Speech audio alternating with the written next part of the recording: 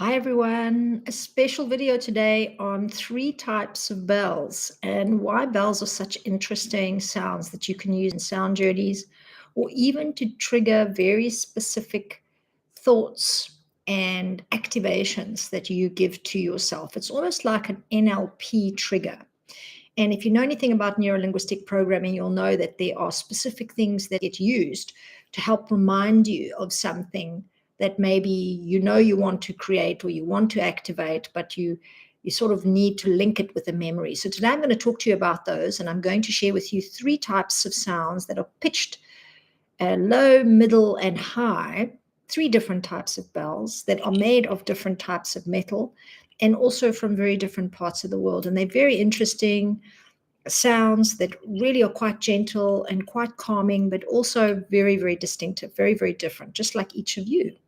Very, very different, very, very distinctive, and your own unique sound, vibration, and contribution to the world is also very, very different, very, very unique to everything else. So when we hear these different bells, I want you to first imagine that you don't have to look at it, just hear it and imagine this metal or the quality of the material used for it and see if you can actually tell the size of it as well when you're listening to the sound. If you want to go on the little game with me during the video, you can then take the next time I play them and have a look at each one of them. And this is a very good exercise to do if you are a musician or a drummer, or even if you're not into it, but you want to develop your acuity, your awareness, and your sensitivity to sound. This is a very, very beautiful way to do that. And you can also use awareness training like this around sound to develop general awareness for many, many things, not just for sound. Of course, your consciousness tuning into very specific sounds can actually develop your consciousness overall.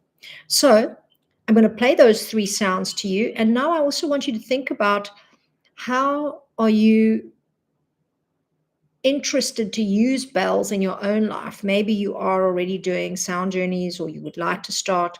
Bells are really interesting ways of calling attention in a very simple way. But I also want you to play with this idea. If you are a subscriber on this channel, and if you're not, go ahead and subscribe and leave me a comment maybe about if you like this video or not, or if you would like more. Maybe you could leave me a little blue heart if you really liked it. And then I'll know that you are communicating through that symbolic way.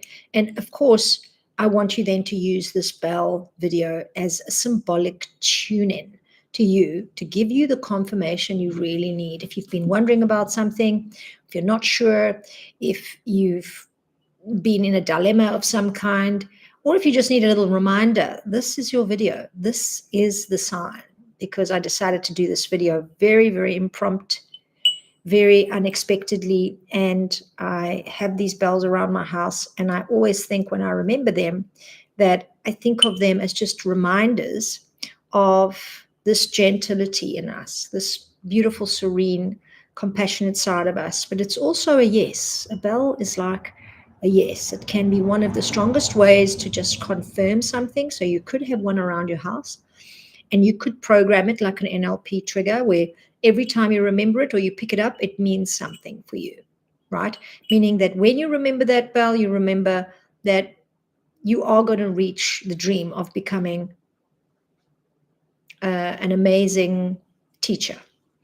And or you remember that you're still on track to become the best parent, and you maybe need to learn a few more techniques and tools, and maybe you've slipped or you haven't been implementing them, and now you remember the bell and you sort of reconfirm to yourself. So this is the chance for you to ring your own bell on a symbolic level. So here we go, closing your eyes for the first round, opening them for the second, and then all the way through thinking about what is the trigger you would like to use this video for. First one.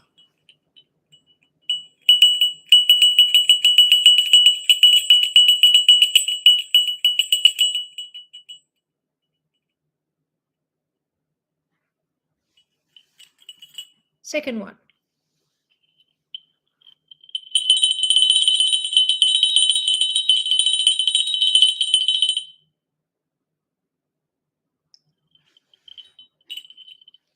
Third one.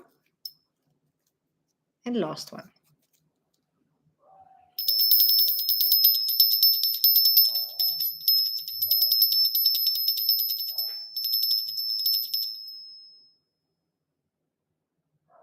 Very good. Now I'm going to go through them again.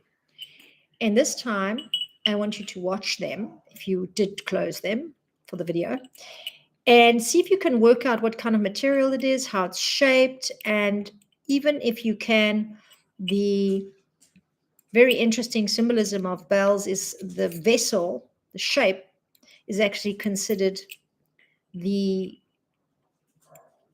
kind of concave or convex version of it. And then you've got this very specific focused piece of material that then hits on either side of the metal. And it's a very interesting juxtaposition of the masculine and feminine principle combined.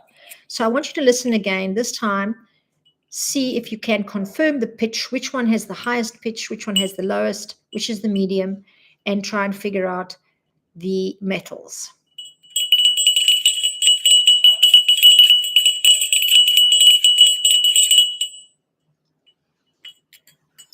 Second.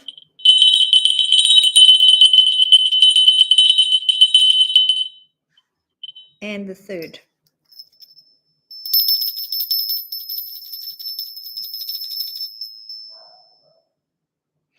Okay, and now I'm going to share with you the information about the materials, but I want you to also give one more little challenge to your mind, if you can, and to try to find which one has the longest lasting sound at the end of the bells. So you'll see some of them stop quite short, quite soon after I've played it, and some last a little longer. Which is one that lasts the longest? Let's see again, one last time.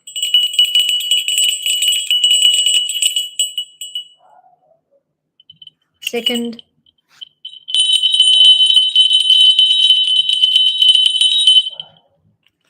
Third.